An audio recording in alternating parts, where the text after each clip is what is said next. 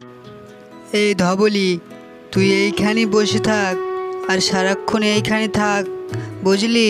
তুই এইখানে ঘাস খা। আমি তোকে কিছুক্ষণ পর আবার বাড়ি নিয়ে যাব। আমি এখন একটু বাড়ি যাই, কাজ আছে। তারপর ধবলিকে রেখে রাজু বাড়ি চলে গেল। কিছুক্ষণের মধ্যে ধবলি একটা রাজপ্রাসাদের সামনের কনকছাপা ফুল গাছ খেতে থাকে। তারপর এক রাজার প্রহরী এসে তাকে বন্দি করে দেয়। 1 ঘন্টা পর রাজু যখন আবার ধবলিকে দেখতে আসে, তখন দেখে সে গাছের নিচে ধবলি আর নেই। তারপর দেখে তো রাজু অনেক ভয় পেয়ে গেল। তারপর আশেপাশে চিল্লাতে থাকে, ধবলি, আরে ধবলি, কোথায় গেলি রে?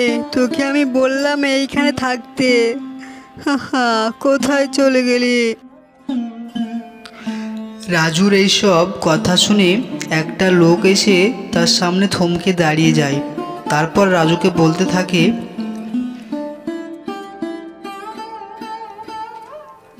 আরে রাজু, আমি তো ধবলিকে দেখলাম একটা রাজপ্রাসাদের বাইরে ফুলের গাছ খেয়েছে, ওই জন্য রাজার প্রহরীরা বন্দি করে রেখেছে।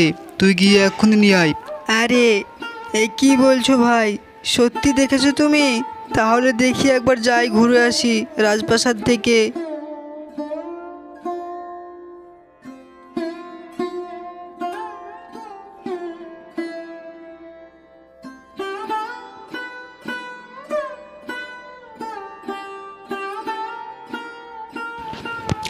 এদিকে রাজার এক প্রহরী জঙ্গলে আসছিল রাজুর খোঁজে। তারপর তাকে দেখে অনেক বকাবকি করতে থাকে। আরে রাজু, তোর কাছে যাচ্ছিলাম, আমাদের রানীমার কনকছাপা ফুলের গাছ খেয়ে নিয়েছে। তোর গরুকে আর ছাড়া যাবে না যতক্ষণ না তুই ফুলের গাছ এনে দিবি। রানীমা অনেক রেগে আছে। দয়া করে এবারের মতো আমার ধবলিকে ছেড়ে দাও, আর যাবে না কখনো। আমি কথা দিলাম, বেঁধে রাখবো, এবার থেকে আমি দেখে রাখবো। শোন রাজু, তুই যদি তোর ধবলিকে ফেরত নিতে চাস, তাহলে কিন্তু তোকে কনকছাপা ফুলের গাছ দিতেই হবে। আর সেই ফুলের গাছ পাবে তুই একমাত্র লালপুরে নীলপরের রাজ্যে। তাছাড়া তুই কখনো ধবলিকে ফেরত পাবি না, আমাদের রানীমার আদেশ। ঠিক আছে, তাহলে আমি কনকছাপা ফুলের গাছ নিয়ে আসব। তবে দয়া করে আমার ধবলির কিচ্ছুটি ক্ষতি করবেন না।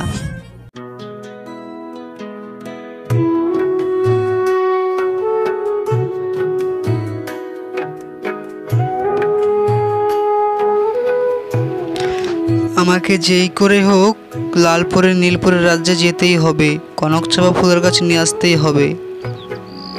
তারপর রাজু লালপুরের নীলপুরের দেশে যাওয়ার জন্য জঙ্গল দিয়ে সে হাঁটতে শুরু করে। তারপর সে আস্তে আস্তে 1 দিন 2 দিন হাঁটার পর একটা বড় পুকুর, বড় সমুদ্র পার হওয়ার পর পৌঁছে গেল লালপুরের নীলপুরের রাজ্যে। তারপর সে কনকছাপা ফুল বাগানে ঢুকে পড়ে।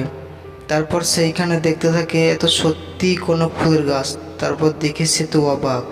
তারপর কিছুক্ষণের মধ্যেই সে বেহুশ হয়ে যায়, সে জ্ঞান হারিয়ে ফেলে, অজ্ঞান হয়ে যায় বাগানে এসে। কারণ এটা পরীদের একটা মায়াজাল ছিল, এই বাগানে যে আসবে তারাই প্রথম অজ্ঞান হয়ে যাবে। তারপর পরীগুলো দেখে রাজুকে দেখে তাদের খুব মায়া হলো, একটা ছোট্ট বাচ্চা ওই জন্যে। আরে এই ছোট্ট বাচ্চাটা এখানে কি করে এলো?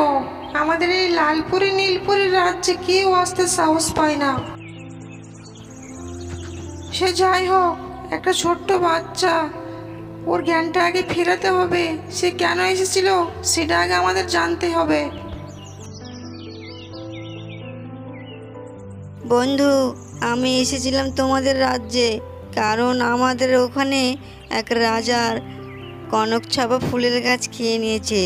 তাই তারা বলেছিল যে নীলপুরি লালপুরীর দেশে পাওয়া যাবে কনকছাপা ফুল। তাই আমি এসেছি, দয়া করে আমায় ফিরিয়ে দিও না পরি বন্ধু। তুমি কোনো চিন্তা করো না বন্ধু, তুমি এখানে আর কিছুক্ষণ অপেক্ষা করো।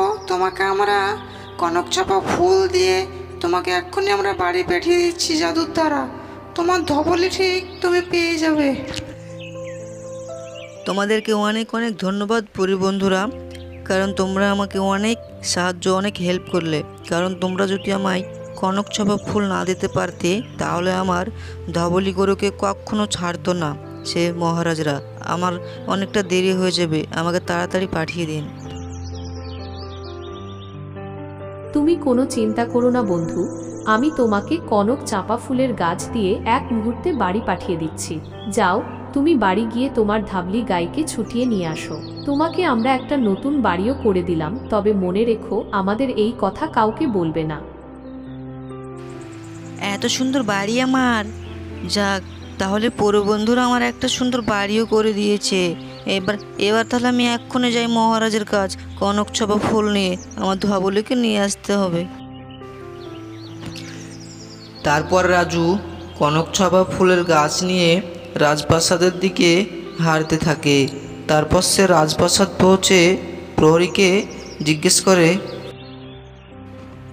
কনক ছাপা ফুলের গাছ আমি নিয়ে এসেছি, মহারাজ কি এখন আছে প্রাসাদে? আমার ধবলিকে নিয়ে যেতে এসেছি আমি।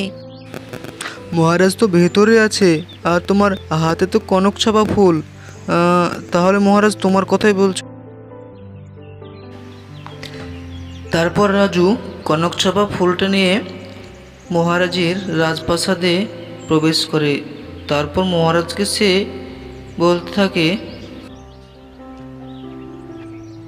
মহারাজ, আমি কনক ছাপা ফুল রানীমাকে দিয়ে দিয়েছি, আমার এবার ধবলি গাইকে দয়া করে ছেড়ে দিন।